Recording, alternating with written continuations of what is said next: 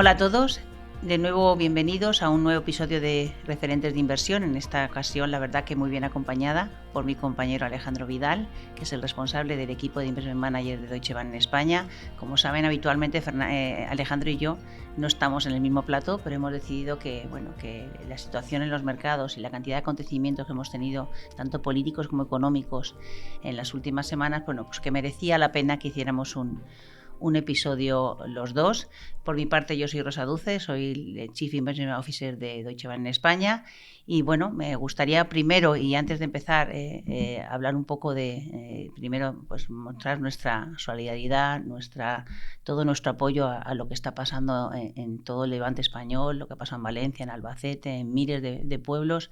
Y sobre todo, bueno, que no se nos ha olvidado para nada que hemos estado muchas veces en esta última semana muy pendiente de los mercados, de las elecciones americanas, pero que por supuesto en España nuestra prioridad, la de todos, yo creo como ciudadanos, es lo que está pasando en esta región. Y bueno, simplemente empezar diciendo que un abrazo para todas las personas afectadas y para todos los empresarios que están afectados. Por supuesto que sí. Un abrazo para todos. Y pasado esto, bueno, pues me gustaría hablar contigo, Alejandro, por lo que he dicho, ¿no? Yo creo que los mercados están muy entretenidos, hemos tenido muchos acontecimientos políticos y aprovechando que acaban de ser las elecciones americanas, yo creo que podríamos empezar por ahí, ¿no? Porque ha sido como una revolución, ¿no?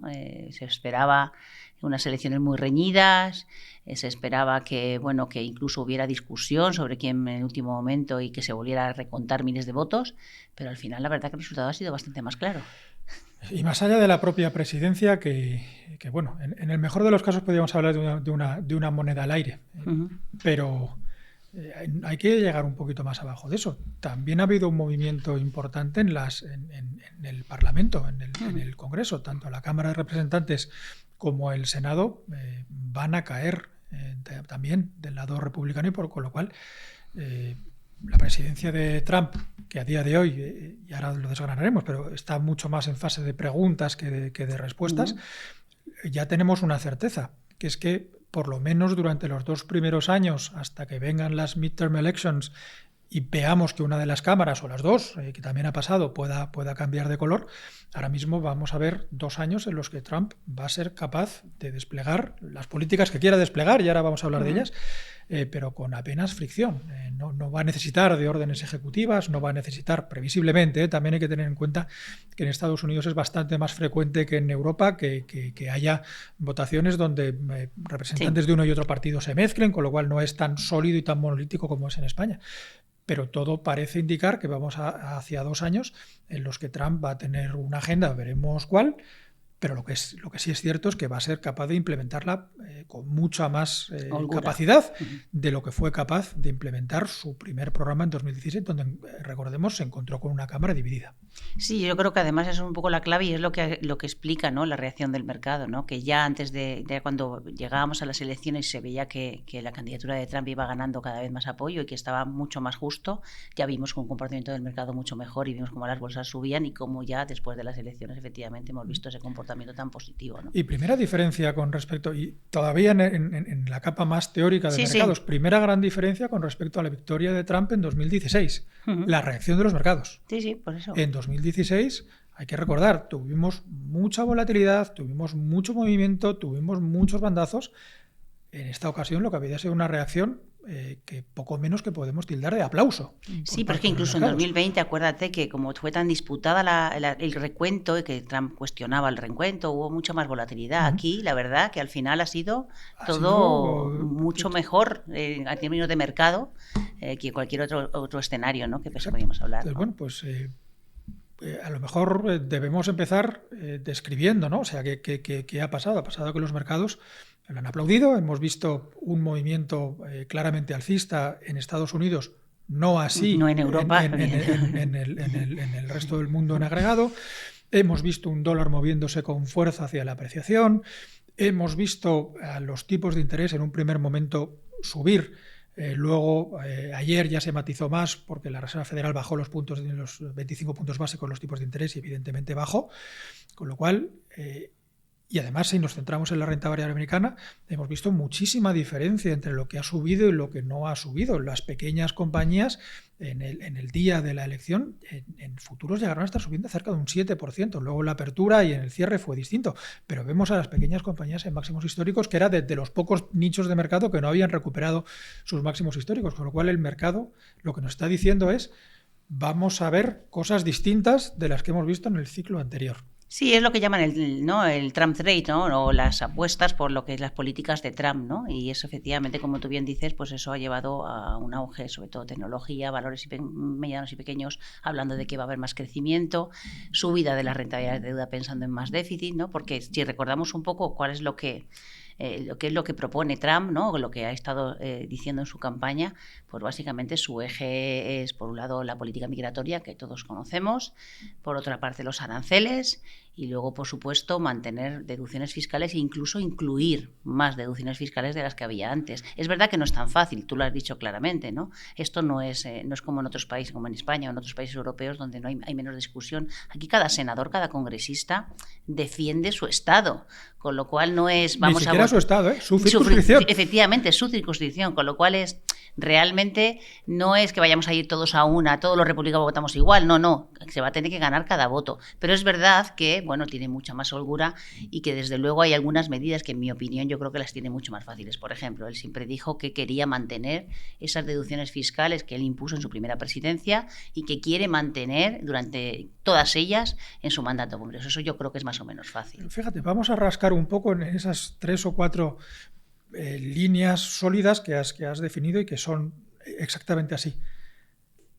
Todas ellas son inflacionistas. Todas son inflacionistas. Porque dices, voy a cerrar la frontera. Cuidado, Estados Unidos tiene un mercado laboral increíblemente estrecho, estamos hablando de una tasa de paro por debajo del 4% y una economía que se está nutriendo en muchas ocasiones de trabajo formal e informal, pero de inmigrantes. Ciérrame la inmigración, es más presión para salarios, presión salarial. Con lo cual eso es inflacionista.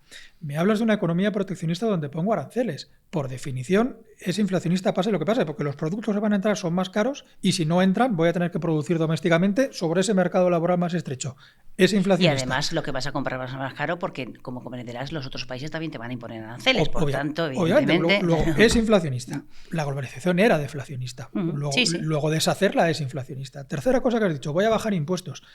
Eso es meter dinero directamente en la primera línea, en primera línea de fuego. Es inversión, es consumo instantáneo. Y además, es inflacionista. El consumo ya está muy fuerte en Estados Unidos, con lo cual es todavía más. Es inflacionista y es procrecimiento. ¿Han reaccionado los mercados reflejando un potencial de crecimiento mayor en Estados Unidos doméstico en el corto plazo? Yo creo que sí. Te ha movido las pequeñas compañías que son más sensibles al ciclo económico, te ha subido los tipos de interés y te ha empinado las curvas. Claro, es que las tres te encajan con un entorno de más inflación y de más crecimiento. Es el escenario interno natural. De hecho, como decías, ¿no? Cuando la Reserva Federal baja los tipos de nuevo, ya está diciendo que su escenario es seguir bajando porque es consciente de que tiene unos tipos de interés en territorio restrictivo, pero en ningún momento pretende bajar por debajo de los niveles neutrales y desde luego no piensa bajar muy deprisa. Lo que está diciendo es: voy a esperar a ver cómo van los datos, voy a esperar a ver cuántas de estas medidas que me has anunciado vas a poner sobre la mesa, porque probablemente no todo va a poder hacerlo tan fácilmente y a partir de ahí voy a seguir mirando, porque efectivamente la Reserva Federal, que tiene un objetivo de crecimiento y de inflación, estas medidas sabe que pueden ser inflacionistas y por tanto va a seguir bajando. Sí, el mercado por eso recibe, ¿no? Con subidas que bajen los tipos, porque el mensaje de Powell es claro, va a seguir bajando, pero va a seguir bajando mirando un punto final que, ojo, que yo estoy mirando la inflación y que si me pones sobre la mesa todas las medidas que has anunciado, pues a lo mejor mi punto final es otro. Y eso va a generar fricción. Y no me refiero solamente a fricción política en Estados Unidos, porque Trump es perfectamente capaz de llamar a quien sea a leerle la cartilla, pero los mercados, evidentemente, si la curva de tipos sigue subiendo, si vemos que todo esto ocurre, si vemos que se disparan los indicadores adelantados de consumo, de actividad, el mercado va a hacer un challenge a la posición que ha tenido hasta hace una semana de bajada de tipos de la FED. Sin duda, eso va a tener un efecto en los mercados y en las valoraciones de las cosas. Sin duda, por eso he empezado diciendo, estamos todavía, aunque no lo parezca por la reacción de los mercados, estamos clarísimamente en una fase de preguntas. Claro, porque todavía no sabemos realmente, o sea, la clave es que todavía es pronto para saber qué es lo que va a hacer, sabemos lo que pretende hacer, pero no sabemos lo que realmente termina haciendo. Sus medidas arancelarias son muy agresivas. A lo mejor no ponen las medidas tan agresivas porque son muy difíciles de convencer, de implementar, porque va a tener mucha protesta por parte de los países, los socios comerciales. Entonces, si tú hablas de poner aranceles a China, yo creo que la política en China no va a cambiar mucho, porque tanto si Trump era proteccionista, cuando llegó Biden mantuvo todas las restricciones a las importaciones desde China, con lo cual eso se va a mantener. Pero esta propuesta de poner aranceles del 10, incluso del 20% a todos los impuestos, a todos los productos que llegan a Estados Unidos, aparte de generar inflación, es que puede llevarle a una respuesta del resto de países que tampoco muchos de estos congresistas, de estos senadores quieren. Por tanto, como bien dices, estamos en la fase en que el mercado ha reaccionado positivamente ante la ilusión de más crecimiento, porque evidentemente si uno pone sobre la mesa más política fiscal y encima bajan los tipos de interés en un mercado que ya la actividad económica es buena, pues evidentemente sí que vamos a ver más crecimiento, pero vamos a ver en qué queda y, como tú bien dices, y cómo termina afectando a la política monetaria, por ejemplo, ¿no? Y luego hay más ángulos y más aproximaciones en la política exterior de Trump, no lo estrictamente económico, que es lo arancelario y el gasto externo militar. Al final gasto más de un sitio, pero también voy a gastar menos de otro, ingreso menos de impuestos porque voy a ingresar más en aranceles. Es decir, al final las cuentas se cuadran distinto. Pero fíjate cómo es curioso que uno habría pensado, oye, más crecimiento, más inflación, dólar más fuerte. No me habría extrañado ver al petróleo reaccionar al alza. No lo ha hecho. No. De hecho, ha hecho estrictamente lo contrario. Probablemente sea reflejo también de esa política de Trump distinta a lo que ha hecho Biden. Todos nos preguntamos qué puede pasar con el gasto militar americano con respecto a temas como Ucrania, con respecto a temas como Israel, cómo va a acometer, en qué posición va a estar con respecto al conflicto del Oriente Medio, al conflicto en Rusia, si va a seguir queriendo o no queriendo exportar energía como está. Es decir, hay muchas dudas y creo que a mí no me ha extrañado. Y no estoy asustado por la reacción de los mercados. No creo que sea momento para tomar beneficios diciéndolo en Román Paladino. No. Pero tampoco creo que sea que te tengas que montar en este caballo ahora mismo al galope pensando que me voy a encontrar con 2 años de subidas de los mercados. Yo creo que el mercado... y que no puede haber una cierta sobrevaloración o sobrereacción que te lleve a una corrección, no mañana, pero dentro de 3 meses o de 6 meses. Yo creo que el mercado ha sobrereaccionado, evidentemente, porque efectivamente la victoria ha sido muy superior a la esperada. Yo creo que puede haber una corrección puntual. Es verdad que si miras un poco los fundamentales económicos, no solamente en Estados Unidos, sino en general a nivel global, lo normal es que si esperamos más medidas de estímulo en China y en China mayor crecimiento, los estímulos en Estados Unidos. Europa, es verdad que si Trump impone todos esos aranceles, evidentemente es un coste, pero también le puede dar más margen, ¿no? Y ahora hablaremos un poco de Europa, el Banco Central Europeo para bajar tipos. Total, yo creo que puede haber una corrección puntual, pero yo creo que la historia suele decir, efectivamente, como sabes, que 6 meses después de las elecciones generalmente el mercado sube y yo creo que el mercado seguirá subiendo. Ahora, con esta alegría y con este sin parar, pues no, seguramente habrá correcciones puntuales. Y bueno, vamos a los famosos 100 días, ¿no? que se dan los presidentes. Trump no toma posesión hasta el 20 de enero. Entonces, vamos a vivir algo de la retórica hasta el 20 de enero. A partir del 20 vamos a ir viendo a quién pone, qué equipo compone. Los equipos tienen su background, con lo cual más o menos sabremos se suelen mandar mensajes bastante claros. Sí, sabremos por dónde va. Con respecto a quién pones al mando de cada equipo. Y luego llegará el 20 de enero, tomará posesión. Y vamos a ver cómo empieza a desplegar las medidas, perdón por el anglicismo, los quick wins, ¿no? Es decir, que creo que va a ser muy clave ese periodo entre la toma de posesión, 20 de enero, el discurso de toma de posesión y hasta la primavera, ¿no? Esas primeras medidas ejecutivas de decir, todo lo que es su programa. Las líneas principales y las medidas de acción rápida. Creo que hasta entonces mi opinión es que días malos y semanas malas puede haber por Trump o por cualquier otra cosa. Pero sí creo que, como bien dices, esos 6 meses, desde ahora hasta primavera, el mercado va a estar bastante dispuesto a comprar cualquier cosa que Trump quiera ofrecer, y cualquier cosa que Trump quiera ofrecer probablemente va a ser pro economía, pro business y a lo mejor un poquito más tarde pro inflación. Pero a corto plazo momento va a ser más pro economía, pro business, y estoy de acuerdo contigo. La tendencia ahora mismo suena potente y bueno, nosotros estamos en una posición inversora pues positiva, más potente de lo que hemos estado los últimos 2 años. Con lo cual, vamos a hablar de Europa, porque es verdad que hemos hablado mucho de Estados Unidos. Los dos coincidimos en que si Trump, aunque no despliegue toda la política que ha anunciado, pero aunque solamente mantenga las deducciones fiscales, baje algo el tipo de sociedades, va a ser, evidentemente, es un mercado que ya el crecimiento es alto, va a conseguir más crecimiento. Pero claro, Europa es como el otro lado de la moneda, y lo hablabas al principio, ¿no? El día siguiente de las elecciones vemos como la bolsa americana brilla, pero la bolsa europea retrocede como diciendo, a ver qué va a pasar, ¿no? A ver qué, ahora qué, ¿no? La verdad que es que ahora vamos a ver, igual que dices que tenemos aquí un tiempo en lo que Trump despliega, ¿no?, su programa, también vamos a ver un tiempo en el que veremos cómo los analistas empiezan a pensar qué pasa con Europa, porque claro, tenemos una Europa en la que ya el crecimiento es muy débil.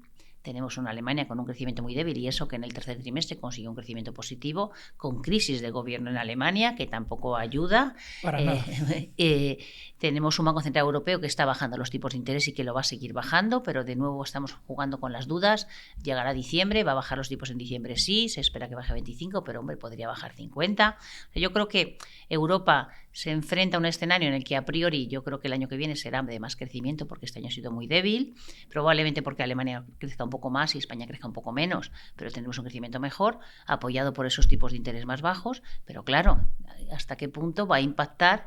Yo ya he leído algunas estimaciones que lo que están hablando es que si Trump desplegara todos sus aranceles que ha prometido y consiguiera desplegar todo lo que ha dicho, tendríamos un crecimiento, o sea, en la economía global le podría afectar en un punto y medio de crecimiento mundial, y ya no quiero decir en términos de inflación. Por tanto, bueno, Europa está en una situación un poco más complicada, ¿no? Bueno, eso tampoco es raro.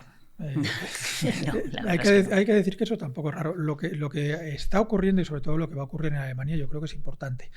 Ya no solo porque el gobierno alemán pues ha roto y vamos a un escenario nuevo, veremos elecciones en marzo, en abril, cuando las pongan, pero si uno lee o empieza a bucear un poquito en por dónde pueden ir esas elecciones, que se repita la coalición actual es básicamente imposible. Muy bien. Y de hecho el gobierno se rompe porque se expulsa a los ministros liberales del gobierno, y ese partido liberal a día de hoy tendría serias dificultades para entrar en el Parlamento. Y no hay que olvidar que el Partido Liberal Alemán es el máximo guardián de las esencias del cero déficit y de la ortodoxia máxima. De hecho, por eso se rompe el gobierno, por no ponerse de acuerdo. El gobierno, porque eso en un entorno en el cual Europa puede necesitar algo más también de alegría económica, teniendo en cuenta, una vez más, insisto, lo que nos viene del otro lado del Atlántico. Menos gasto militar estadounidense automáticamente se traslada en más gasto militar para mantener el statu quo, con lo cual es más gasto. Más aranceles pues para productos extremadamente competitivos, probablemente sea más coste en Estados Unidos. Para los que no sean tan competitivos es menos producción, menos exportación. Creo que Europa va a tener que enfrentarse a un panorama seguramente más poliédrico que el de Estados Unidos, porque no tiene tanta posición de fuerza y porque son parte de una base más débil. Y son decisiones que no lidera. En el fondo, para Europa casi todos son segundas rondas. Es decir, ¿qué pasa si me ponen aranceles? No lo sé. Tomaré la decisión cuando me las pongan, pero no Tengo que entrar en una fase de ¿Qué pasa si cambia el escenario en Ucrania? No lo sé, pero tendré que estar. Todo eso con el gobierno francés como está y con el gobierno alemán como estará, que lo desconocemos. Ciertamente Europa tiene motivos en el frente político para tener. Si había preguntas en Estados Unidos, nosotros estamos incluso en la fase de las pre-preguntas, ¿no? Sí. Entonces, bueno, pues eso nos va a pesar. Es que además, claro, venimos de un mundo en el que estamos hablando que la economía en general, la economía americana, la economía española, las economías que son de servicios, que tienen ese mayor peso del consumo, lo han hecho mejor, pero el sector industrial a nivel mundial ya viene tocado de base. Con lo cual, sobre un sector industrial que ya viene tocado, porque está tocado en todos los países, especialmente en Alemania, que es la economía más industrial de Europa. Claro, si sobre ese sector industrial tú ya metes más aranceles, estás complicando ya una situación que ya de por sí es complicada. Por tanto, para Europa, como dices, en una situación efectivamente que cada país tiene un perfil económico diferente, con problemas en el sector industrial, con una Alemania casi en recesión, pese a que el tercer trimestre ya ha sido positivo, pues es complicado. Yo creo que es verdad que como los tipos van a bajar, eso es un factor positivo. estamos esperando que China anuncie más medidas fiscales, y probablemente China también tenga que poner más medidas sobre la mesa teniendo en cuenta la política proteccionista de Estados Unidos.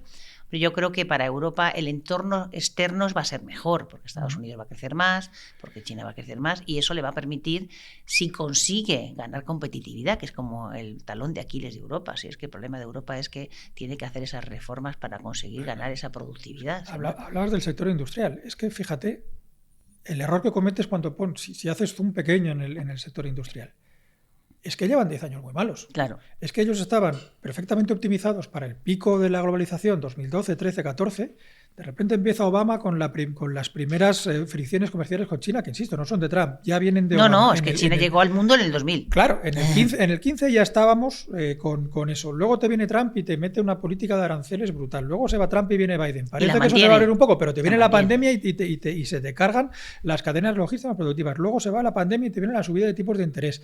Luego la relocalización, luego el friendshoring, luego el reshoring. Claro, es que para el sector industrial europeo llevan realmente una década muy mala, donde las reglas del juego profundas han cambiado muchas veces.